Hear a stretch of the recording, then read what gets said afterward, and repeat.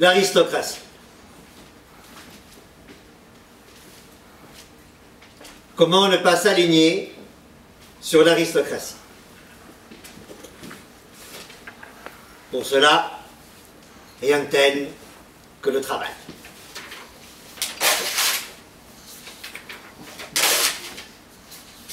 Travailler comme une brute, comme une machine, comme un cheval de trait, comme un nègre. Mais la brute est cultivée.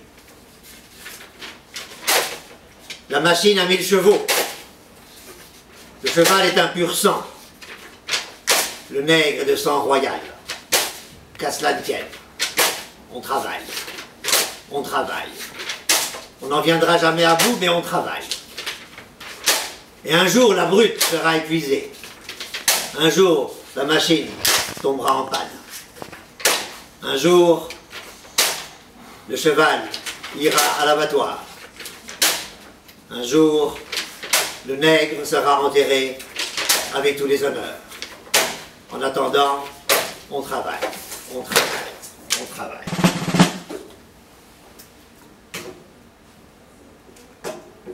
Le féminin.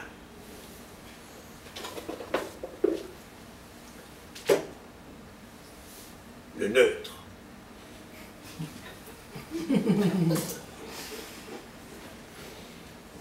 Comme on le sait, le féminin est une déclinaison moins partielle que partiale du masculin. C'est du masculin inachevé ou poussé trop loin, indigent ou excessif, amputé ou caricatural. C'est selon. Dans tous les cas de figure, le masculin, le féminin, c'est du masculin biscornu, informe, difforme, qu'il faut rétablir dans sa dignité, qu'il faut viriliser.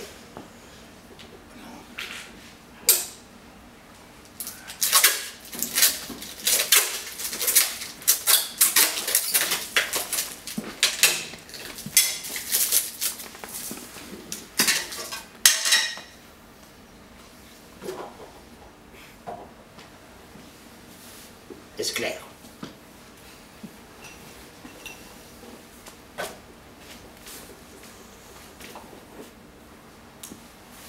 Le neutre, tout le monde est d'accord, ce n'est que du masculin à l'état zéro de puissance. C'est le degré zéro de la masculinité.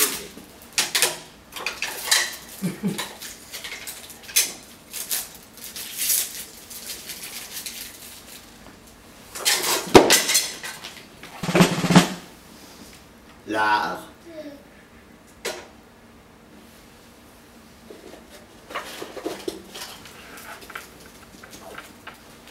la délinquance. Comment sauver l'art de son élitisme intrinsèque, sinon en y introduisant la délinquance? Comment sauver la délinquance de sa vanité intrinsèque, sinon en l'élevant au rang des beaux-arts? Le non-alignement sur l'art élitiste et sur la délinquance vaine, c'est la fusion des deux lignes.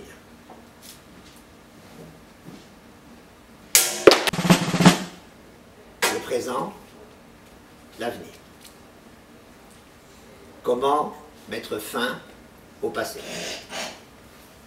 Comment nier le passé? Comment anéantir le passé? Surtout pas en s'apesantissant bêtement sur le présent, ni non plus en s'apesantissant sur l'avenir. Mais il s'agit tout au contraire de passer de l'un à l'autre dans un mouvement continu, de rebondir sur l'avenir pour s'enfoncer dans le présent et de rebondir sur le présent pour s'enfoncer dans l'avenir. Mais vous allez vous demander comment tenir le rythme, comment tenir la cadence. C'est simple. Il y a un truc.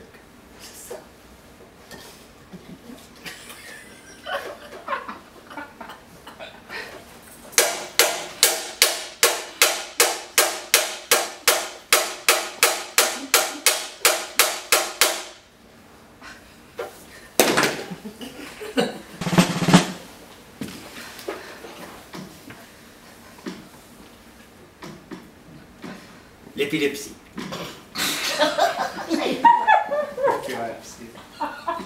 L'épilepsie, c'est un coup de foudre, un coup d'éclat, un coup de génie.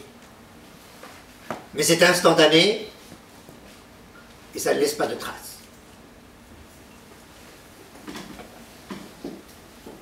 Les mots, c'est la même chose, mais infiniment dilué, délayé, dégoulinant. C'est une sauce que l'on peut rallonger indéfiniment et sans fin, interminablement,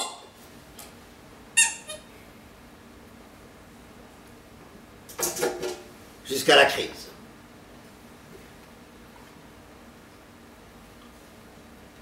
Puis la crise passe. Et les mots reprennent le dessus. Jusqu'au dégoût, jusqu'à la nausée, jusqu'à la prochaine crise, etc.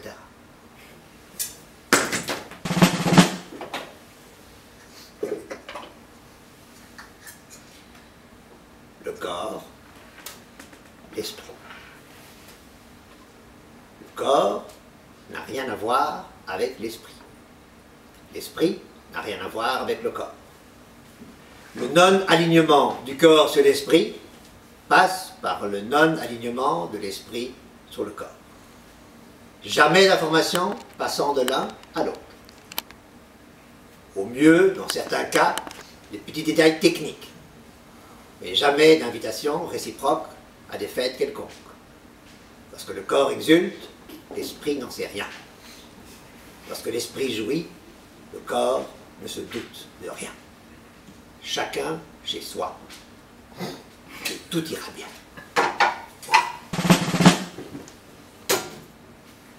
La mort, celle qu'on ne présente plus. L'enthousiasme.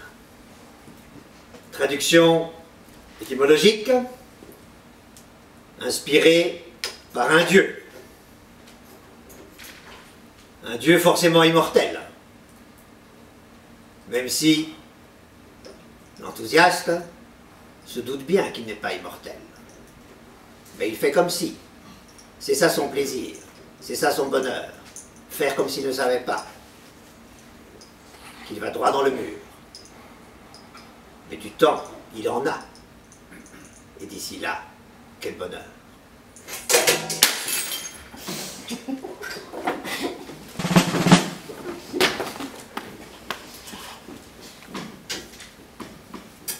L'enfance, la politique.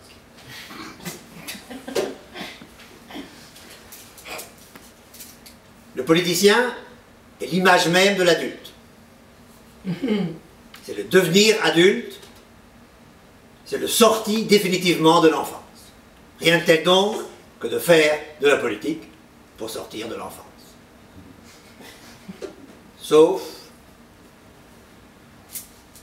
si l'on fait de la politique avec l'innocence, la légèreté, l'insouciance, la fraîcheur de l'enfance. C'est-à-dire avec cette absence totale de ressentiment, de cynisme et de haine. L'enfance peut rester intacte dans la politique.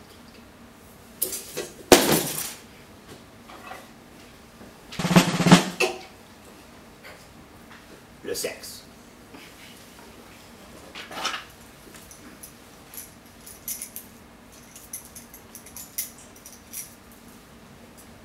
La démocratie.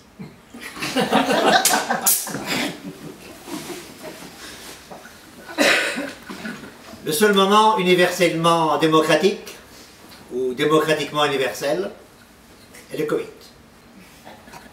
Coït. Au moment du coït, l'égalité est parfaite et la communauté incontestable. Et qu'est-ce qui est plus ennuyeux que l'égalité? Et comment ne pas se méfier de toute forme de communauté? Ontologiquement, le sexe et la démocratie C'est le même objet. Indissociable. La même ligne. Personne ne peut y échapper. On ne peut que sublimer le sexe et la démocratie. Heureusement, il y a beaucoup d'autres manières de tuer le temps.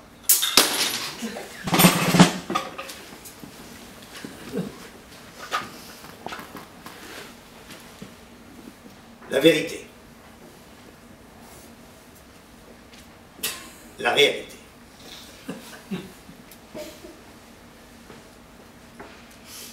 Comment atteindre à la vérité réellement?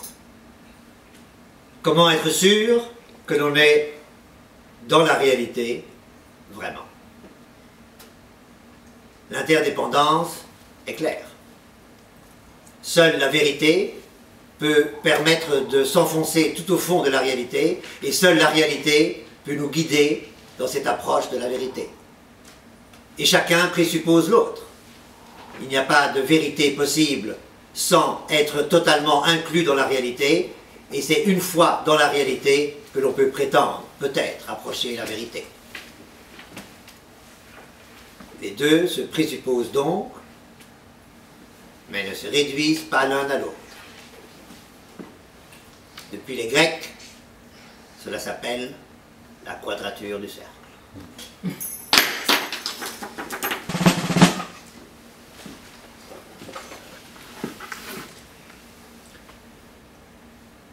L'ego. Les diarrhées. Comment nier l'ego et les diarrhées? Performativement. En disant, je n'ai pas d'ego. Ce n'est pas moi qui a la diarrhée. Il faut tirer la chasse sur l'ego. Il faut tirer la chasse sur la diarrhée. Mais attention.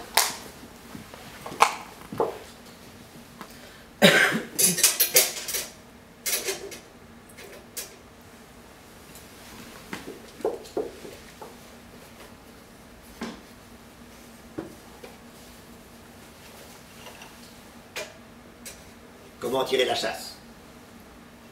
On tire.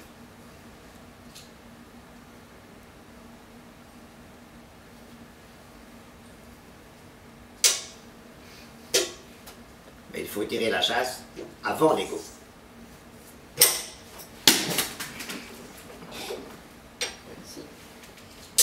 Et il faut tirer la chasse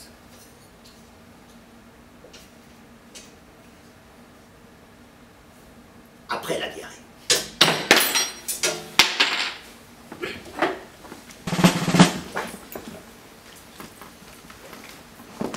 L'éclat de rire. La colère.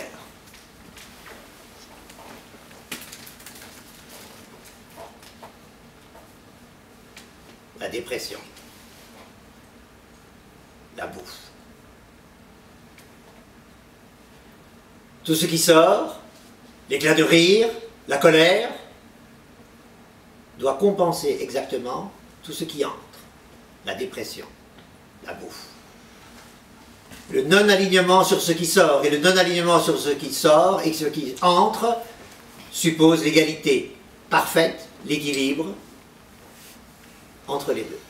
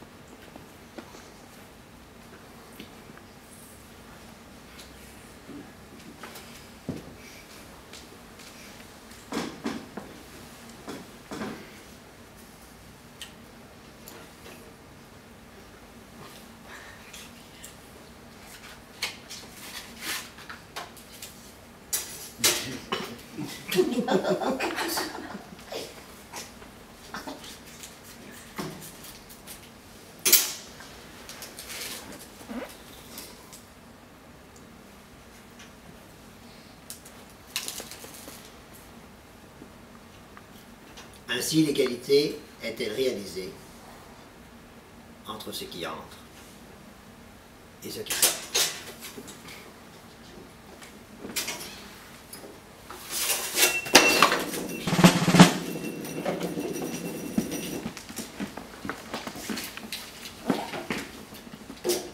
Le Père.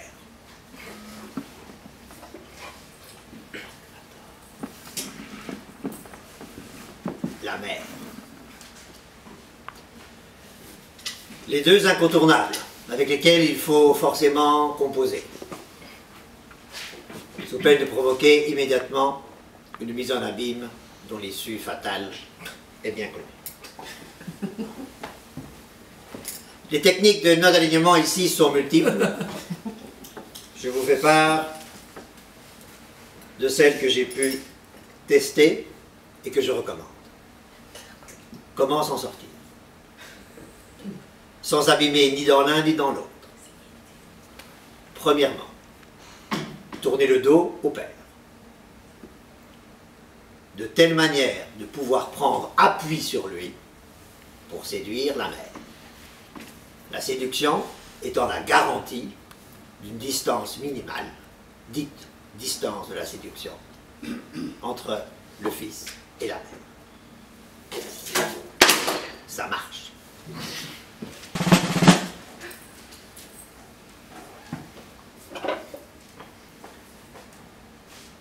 Dieu.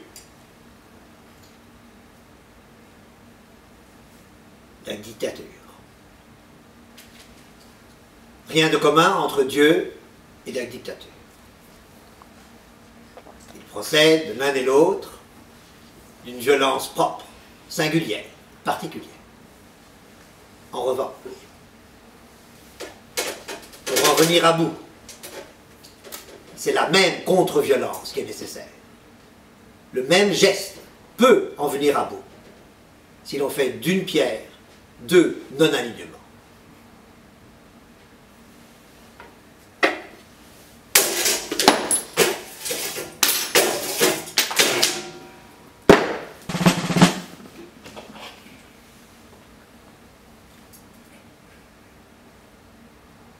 La grammaire.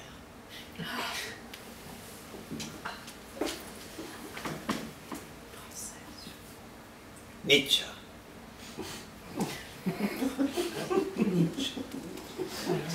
Ah, quelle maîtrise de la grammaire ne faut-il pas atteindre pour un jour se surprendre à rêver de s'en émanciper. C'est le serpent qui se mord la queue. C'est le visionnaire voyant qui s'éblouit lui-même. C'est le génie qui creuse sa propre tombe mentale. Nietzsche en est devenu fou. Et la folie est toujours l'affolement d'une grammaire. Comment se jouer de la grammaire sans devenir fou? En dansant. En faisant danser la grammaire pour la mettre en joie. Et faire danser de même Nietzsche.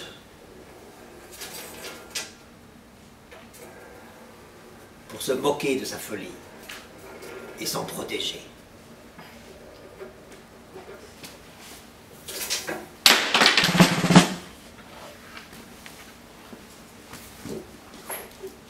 La langue française.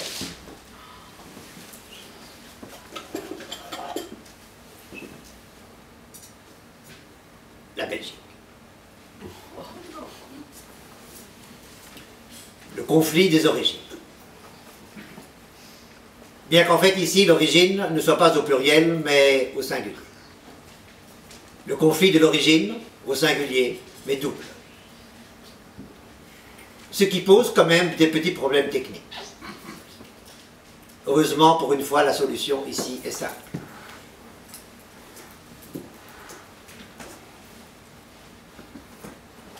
Il suffit, à intervalles réguliers, de changer son fusil d'épaule.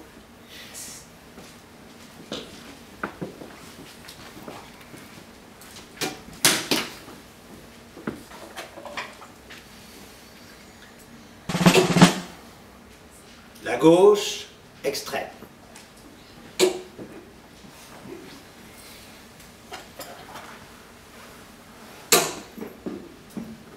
La puissance pure.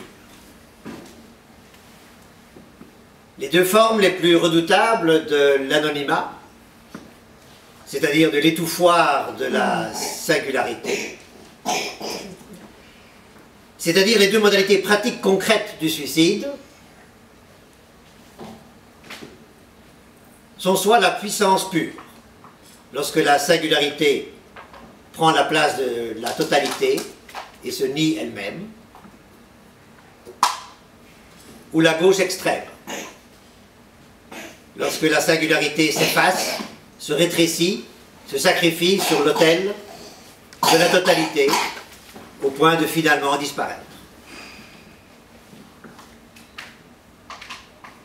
La tentation de la puissance pure est indéniable, et l'appel de la gauche extrême est irrépressible. Comment ne pas sombrer dans l'anonymat contradictoire? Rien de plus simple. Simuler le suicide. Oui, je suis pour la puissance pure. Faux suicide. Oui, je suis dans la gauche extrême. Faux suicide.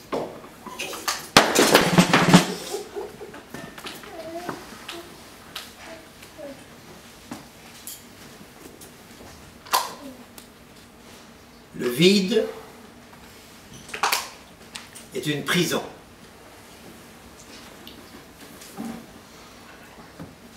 Dont le soi est la clé.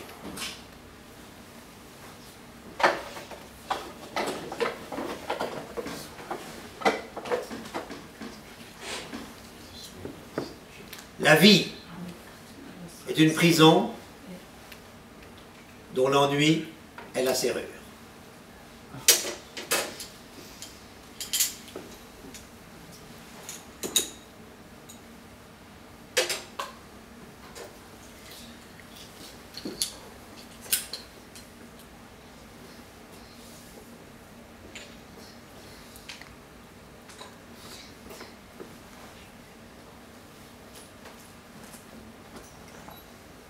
Mais que de gesticulation il faut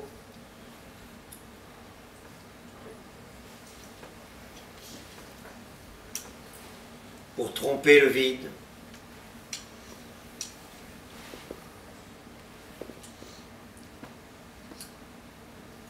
et que de vide il faut pour tromper l'ennui. Mais seule la vie permet de faire la part des choses entre le vide et les gesticulations.